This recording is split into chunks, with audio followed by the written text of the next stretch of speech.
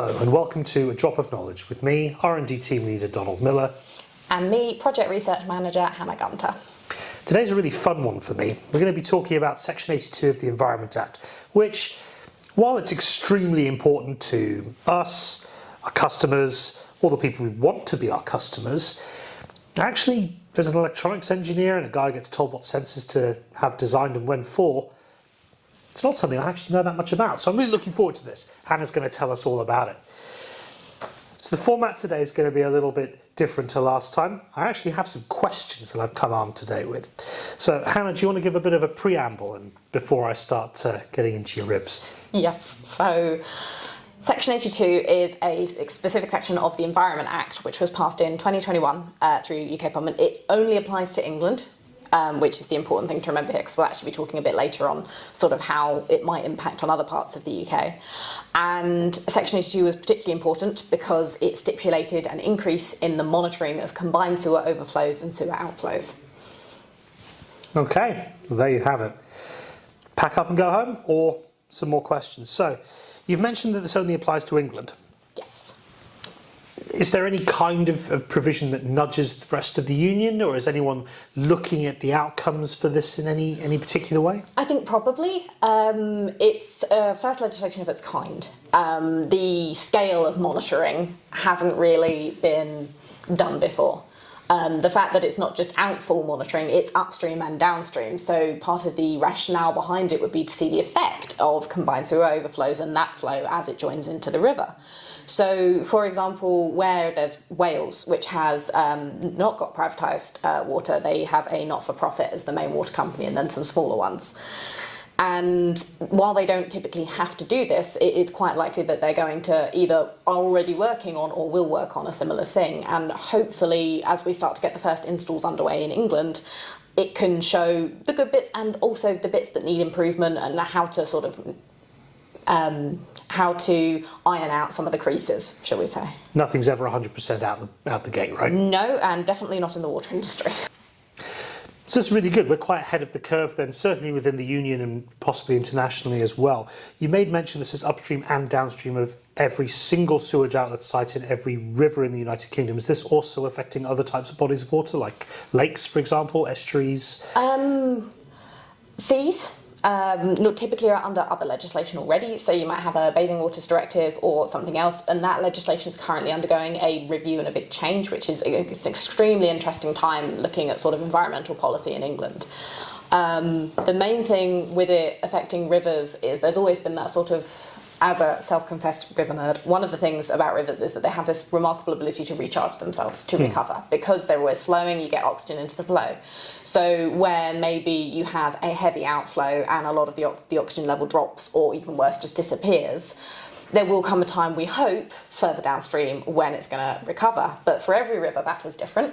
It's always going to be different. And part of this might help capture the impact not just of the combined sewer overflow or the effluent outflow, whether we're talking treatment works or storm drain, something like that. Also looking at other factors that might affect, I say might, there's no might about it, they do affect water quality. So this is potentially a very exciting piece of legislation.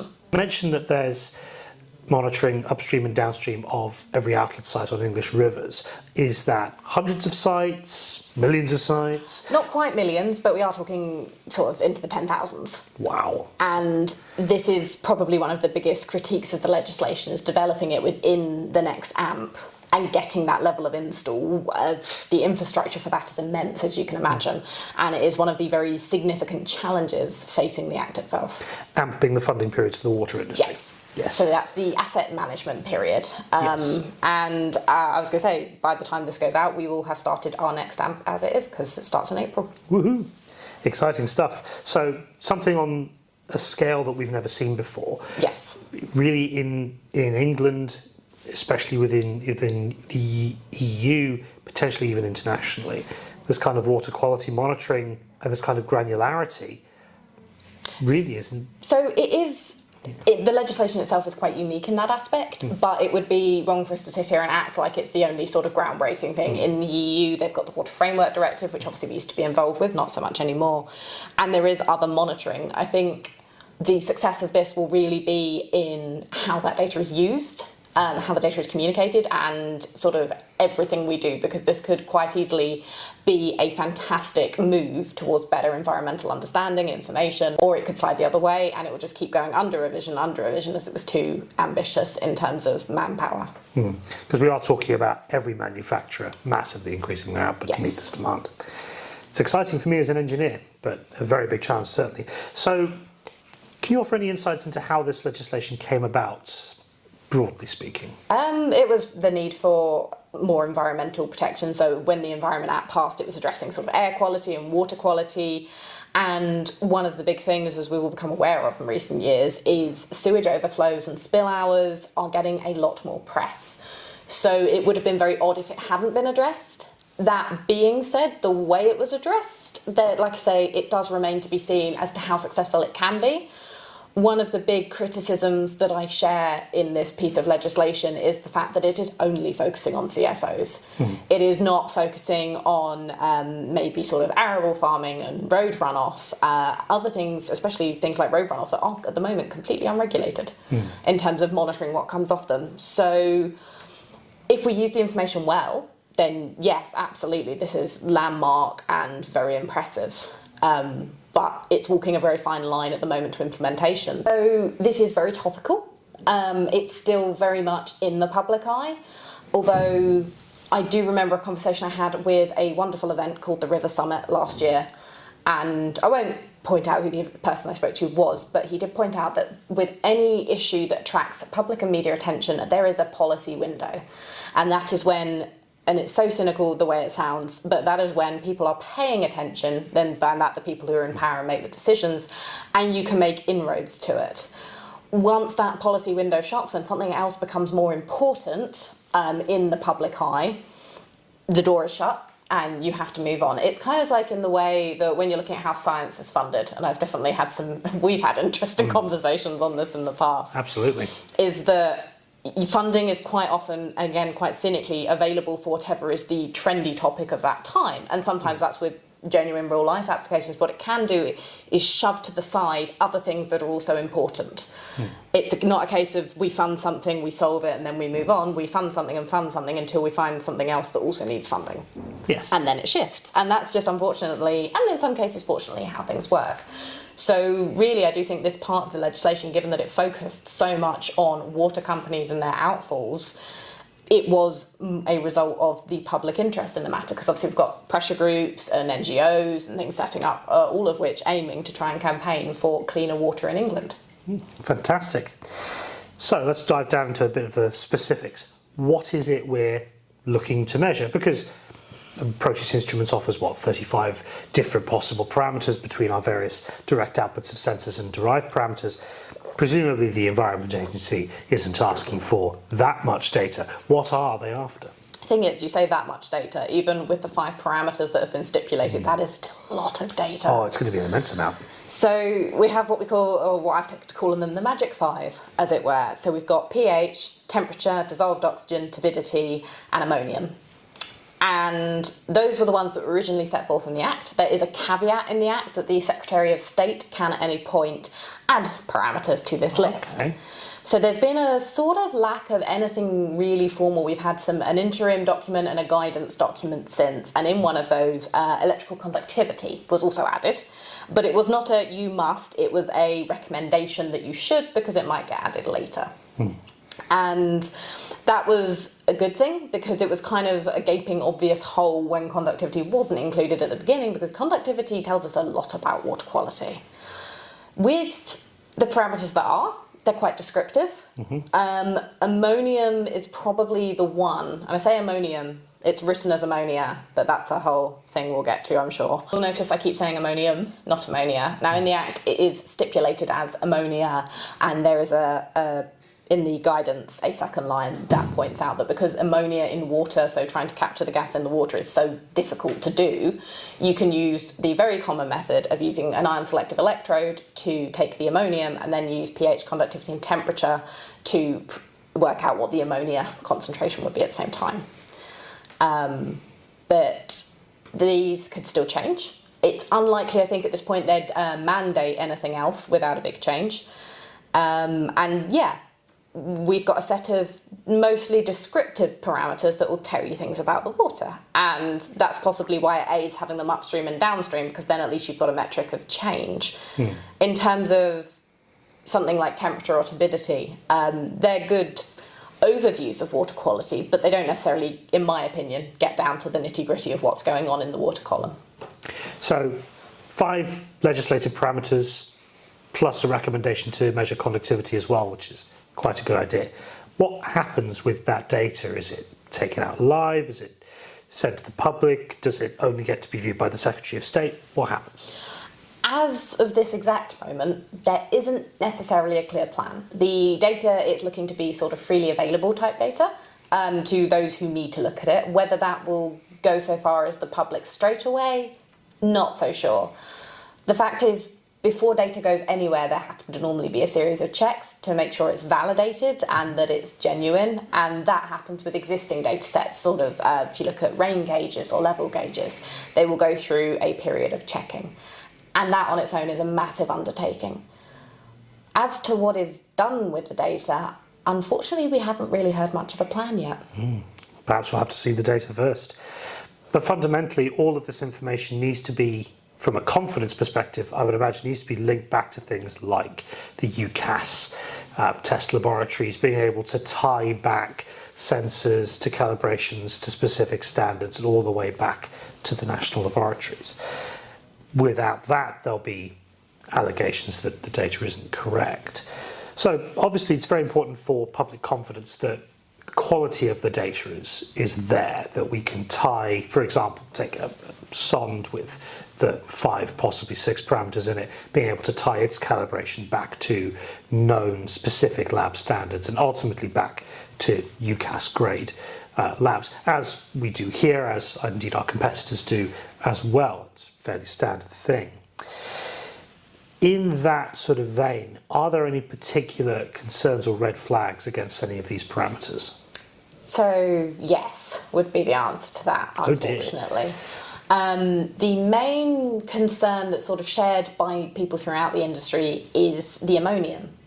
So typically, if you're doing spot sampling, you'll have some sort of kit that you might add a reagent to, or you put a little sample in a cuvette. For continuous monitoring, there isn't really a technology that's well suited to it. When we're talking sort of short-term installations or spot, you can use an ion selective electrode. And that was what I mentioned earlier, that has been sort of set forth that you can do ammonia by using the ammonium ISE and those other parameters to compute the final levels of both compounds. Unfortunately, ion selective electrodes are not cut out for continuous long-term monitoring. Oh dear. Yeah. That sounds rather serious. So people might be more familiar with ion selective electrodes, or ISEs as we should probably refer to them to save some time. Very, very suitable for lab usage if you're going to calibrate them at the start of every day. If your environment that you're measuring is, for example, a sample taken from a location itself won't be subject to change. Very, very suitable, very, very excellent, mature technology. What about that is not suitable for a permanent deployment? So ion selective electrodes are notorious for drifting.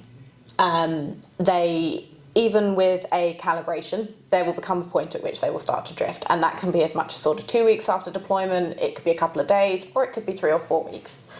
The problem is you never know when it's going to start to drift, and you won't know by what magnitude. You could have 2 ammonium ISEs in the same probe, in the same location, and there is no guarantee they will both drift in the same way. So we can't do things like improve the quality of the electrical circuits they're connected to, or shield them from solar radiation, or temperature stabilize them. None of this stuff will help us define when that drift happens. There's lots of different things. The main problem is when you're trying to do drift correction, because it's not like a linear process, you can't just provide a simple correction.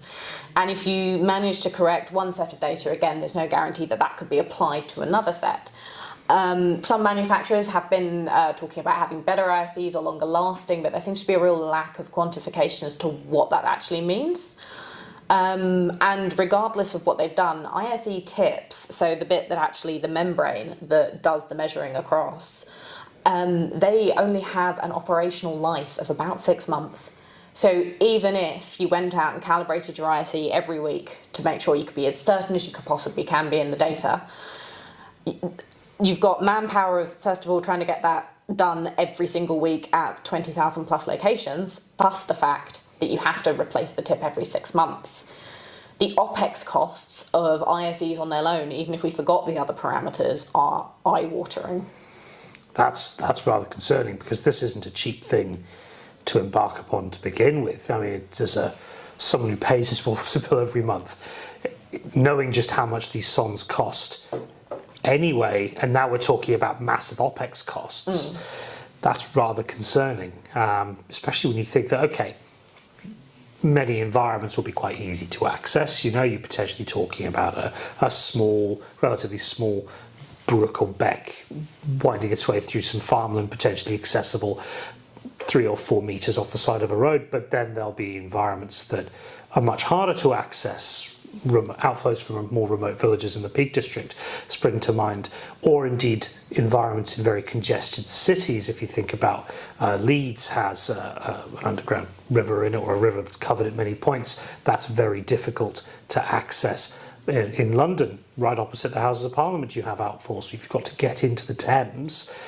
you're doing that in full view of the public, in full view of the government, literally. You've got to do that every few weeks. As I say, it depends if anyone in the House of Parliament is looking out the window, but fair. Brick them up. Yeah, logistically, stepping away from even the issues with ISEs, even if we only had perfect sensors, it's not just install and leave them. Land access is already set to be a big challenge, because there will be a mix of private land and public land, environmentally sensitive land. And unfortunately, when CSOs and that were built, it wasn't with thought to, one, how easy they might be to access, and two, how close they are together. You can have a sort of a reach of a river that's congested, if you will, with quite a few outfalls and maybe a CSO, and then you can have another one that doesn't go for ages. Mixing zones, additionally, are a problem. So do we take the measurement after the outfall? Do we take it right in the outfall? Do we go 5 meters downstream? Do we go 10 meters downstream? And much with a drift on ISEs, mixing zones are not the same for every river. So before you've even got to site, there is a substantial amount of work that needs to be put in to even hope that this will actually produce what we call meaningful data, as opposed to just giving us some numbers. That may or may not be indicative of the health of the river as a wider whole. Pardon my looking down, I've got my notes. I did not come unprepared. So we've talked about some of the challenges of ISEs, we've talked about their drift. We talk about the drift being bad. Can we quantify that for a minute? What sort of percentage drift might we see? I know you said each one is different, but as a broad average, might we expect to see after just, say, 2 weeks? Broad, and this is very broadly speaking, you're looking at sort of an accuracy at any one point of plus or minus 10%, or 2 milligrams per litre, and then drift on top of that. Wow, so we are seeing very scientifically and statistically significant error margins. That's if you don't recalibrate them. So I will say this, if you've got a well-maintained, well-calibrated ISE, you will get better data out of it that you can trust. The other thing is being able to recognise a genuine spike versus what looks like drift. That obviously then requires normally a person to sit there and go through the data, which again, now we're adding another layer of complexity to this. So I've also just mentioned maintaining your ISE, and obviously that's recalibration, replacing the tip after it's died effectively. The other thing is keeping it clean from fouling. So not all ISE tips are compatible with cleaning systems like Proteus uses the integral wiper. Many other businesses in this industry also use a sort of an integral wiper to keep the sensor faces clear. And some of them can actually be harmful to the membrane on the ISE. So what we're saying is maintenance is also a big challenge, because we are working on the principle that there is nothing else wrong with the installation, that everything else has gone completely smoothly. But you still have to keep coming back time and time again for this ammonium sensor. Yes. That's a lot of negatives. It is, and it's easy to get caught up in those sorts of things. So hopefully we're not going to say, throw the whole thing in the bin, sack it off, measure nothing. Have we got a solution to this? I mean, there are different solutions out there. So something that's very interesting is the talk of the use of surrogates. So here at Proteus Instruments, let's be transparent, we're all about the use of surrogates because we like fluorescent organic matter. However, there are other ways to do ammonium ions in water. We are not the only ones. So we've started looking into our optical ammonia, and recently, if you're interested, have published a white paper on what we've discovered. But there are other ways to do it, and the interesting part of this is I believe it's one of the UK environmental bodies, as of next year, has plans to look into and start validating the use of surrogates to open the field up to every other technology that wasn't based on an ISE, that effectively had the door sort of shut in their face for even being able to approach anyone over Section 82. Okay. And Section 82 is the peak of collaboration. We've talked about how many engineers, installations, people checking data, everything it's going to need. There is no way one company in this industry could shoulder everything just on their own. It's going to be very much a work together and a symbiotic relationship between us to get this done. So a lot of different stakeholders are involved in this. So you've mentioned that there's a number of possible solutions to this problem beyond simply ISEs. Yes. Obviously, as a business, we have a lot of experience on the optics side and on deriving parameters from multiple inputs. What can you tell me about optical ammonia? Yeah, so optical ammonia, we sort of offer it alongside the ISE. One of the reasons for that is the fact that in legislation, ISE is the one that's been validated formally. But we use the fluorescent spectrum, as it were. So in the way we target organic matter, we target specific groups, and then we can attribute that to the ammonia signal within it. So these are the surrogates that you mentioned Yes, earlier. so we're talking like our tryptophan-like fluorescence. Sometimes we might be looking at a sort of a broader peak in general, like our chromophoric dissolved organic matter. And we also do include some other parameters in there. It's not purely light-based. We will compensate for temperature. There might be turbidity or conductivity playing a role as well. One thing to always remember when you're dealing with CSOs is just because two CSOs are triggered at the same time doesn't mean that they're going to have the same stuff in them. So these signatures are very unique, and part of our sort of patented technology can work through all the noise, as it were, and be able to attribute that signal straight back to the CSO and its influence. So this is just like with our E. coli measurements, all underpinned by lab testing at the start of the deployment, testing whenever the deployment changes, and that comes back to the earlier point about UCAS labs and that certainty in measurement. So we have done it before where it was part of a big trial that many people took part in, many organisations took part in, and we put the optical ammonia on there based on what we had. We had an ISE that was extremely well maintained. We did the go out, it wasn't even us actually, it was a third party to make sure there was no foul play or anything like that. So a third party sort of validated it and they kept everything in nick. And what we found is while the ISE did drift off as it will do and then comes back to base each time you calibrate it and then off it goes again, with using the data from the ISE and from the lab tests, what we could do was give them a much more stable ammonia signal that when the ISE started to go off over there, carried on as it should, providing reasonable and realistic data.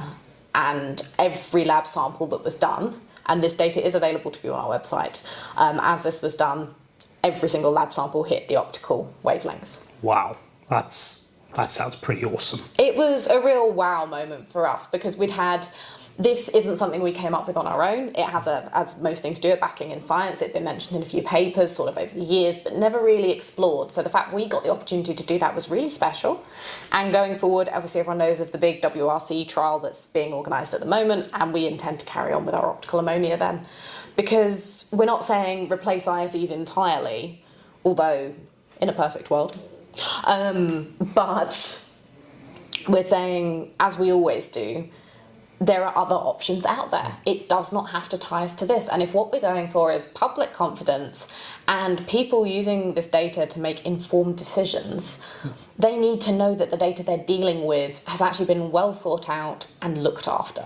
And isn't, encoding a 10% or more drift in just a few week periods. So the takeaway then is ISEs, fantastic for spot measurements, fantastic if you're holding a Proteus and wandering down a river and you're looking to get your parameters over a number of sites with spot testing.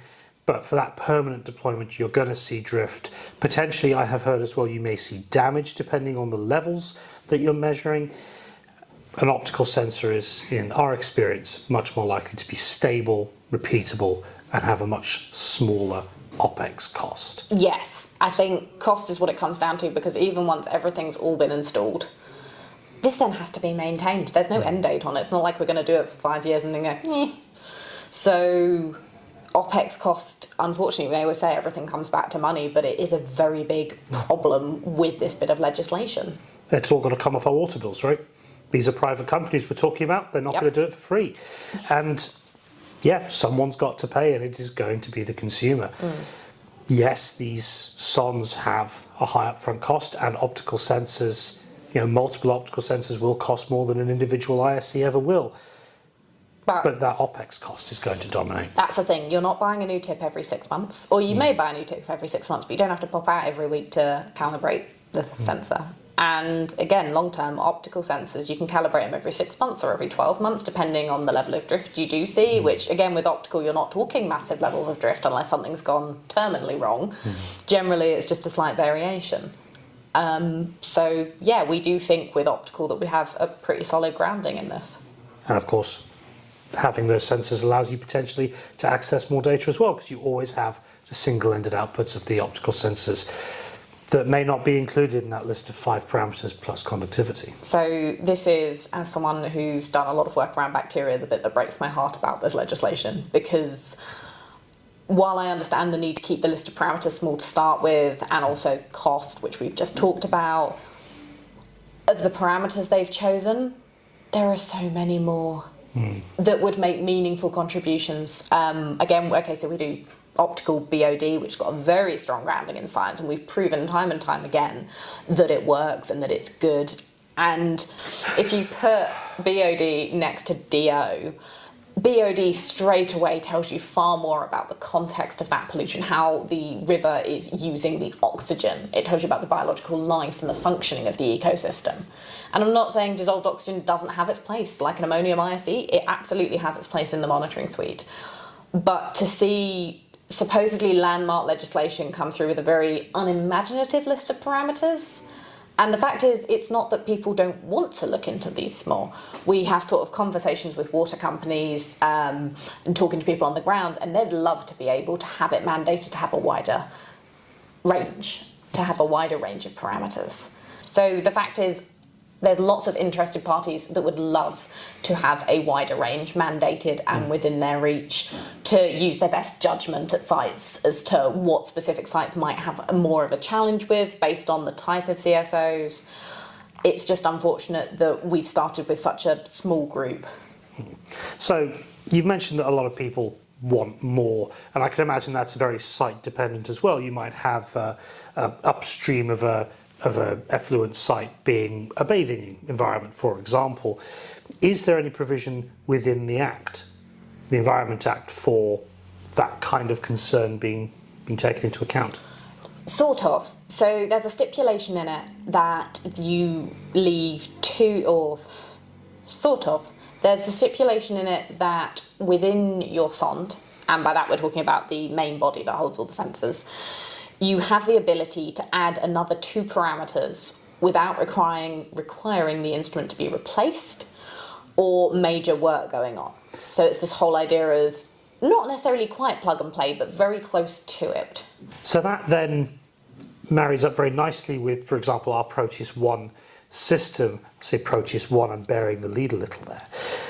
The existing Proteus system then meets that requirement. You can sub additional sensors in. If you have a 3.5 inch or a 4 inch Proteus, you can sub quite a lot more than 2 parameters in, especially if we're starting to talk about optical sensors. And then as we look forward to our next generation product that's so far being called Proteus 2 in conversation, though it is, listeners, it is getting a name at some point that isn't Proteus 2. It's coming. But that then offers even more in terms of not only additional parameters, but the ease of swap out and the ease of being able to, let's say you do an installation, 6 months later someone goes, well, actually we could really do with monitoring blue-green algae. we can walk up to it and we can start expanding our sensing capability. Yes, it's something people that have sort of owned a Proteus unit have always enjoyed, is the fact that more often than not we will be able to give you spare ports, and we can put them with blank plugs or redundant sensors if you've got a particular focus on one. And the fact that was then became part of the law was actually kind of great for us, because we thought, oh, brilliant, we've always thought of the importance. We call it future-proofing a lot, because there's no guarantee that what you're measuring now is what you're going to want to measure in 5 years' time. But just because 5 years have gone on, if you've still got a solid bit of kit, there's no need to replace it. Fantastic. So we've covered an awful lot of ground. Yep. We've even managed to talk about why our own stuff is great. Yes. As much as obviously we do believe in what we do, like I said, it would be remiss to avoid the fact that there are many innovative technologies and emerging technologies out there that could do so much more than this. We've talked a lot about the parameters. Yeah. We've made mention of the fact that there's many different types of environment, from tiny little streams through to the literal Thames outside of Parliament, and really everything in between. How does that look in practice? How does one go about doing a deployment, and how do you make sure that that deployment complies with the requirements of the Act? Yes, so they've given a little bit of guidance on this, because it's not been mandated, but it's been sort of put forward that a kiosk setup is heavily preferred. And a kiosk setup is where you have your Proteus not in the river, but inside the kiosk, and you have a pump, and it will pump up the water from the river, put it into that, the probe takes the measurement, and then it exits, and normally will do a clean, like a flush cycle.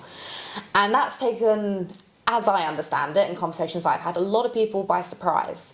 Because by putting in a kiosk setup, you have just introduced like 20 different elements that can go wrong, including but not limited to, you're looking at pump failures, accidental cross-contamination, holes in tubing, all sorts of things. You're not really selling kiosks here. No, I like, as a scientist who's done my own research, I like putting the Proteus straight in the river and getting on with things. Don't get me wrong, kiosks do have some advantages. One of the big things is security, because everything's contained and locked. And another thing is health and safety, because it's on the bank, it's all away, it's much less risky than having to go to like a stilling tube in the river. Which even then, odds are you're not getting too close into the river, but you are obviously on the banks, it's like that. And the fact is, some locations would benefit from a kiosk setup, probably, but not everyone. And when you look at sort of the industry and other people we're in the industry with, and we all talk about our installations, and a lot of the time, it's just in a stilling tube in the water, because that's what these probes were designed to do. So what's really key here is flexibility. Yes. Our customers, principally the water companies in this case, need to be able to have project planners look at their sites, their topographies, their particular setups, and be able to make a decision, make a choice. How am I going to access this? Do I have a voltage supply present? Are the public present in great numbers? All of these things will feed in to a decision of how to carry out that deployment. Yes, and that's probably where one of the great things about having quite a few different instrument manufacturers like us and like the other companies around us that do lots of different approaches to things. Because again, as we've sort of said, this isn't a one-size-fits-all. It's not going to be one company coming in and being like, yes, we can do all of this, because it's more about working together. Monopoly is not going to go well here. No. So that's fantastic. We've got a lot of possible solutions to this monitoring requirement. We're going to generate a shudder to think how much data out of this. We've talked about it being intended to be available for some level of public consumption. What happens next? Let's say we generate our perfect map of Britain's waterways, and we say, right, over here we've got lots of this type of contamination, down here we see something else. Where do we go from there? Depends, are we talking about realistically or in my perfect world? Let's cover both. Okay, in my perfect world, the data is analysed and looked at carefully by the various different groups, and it informs actions.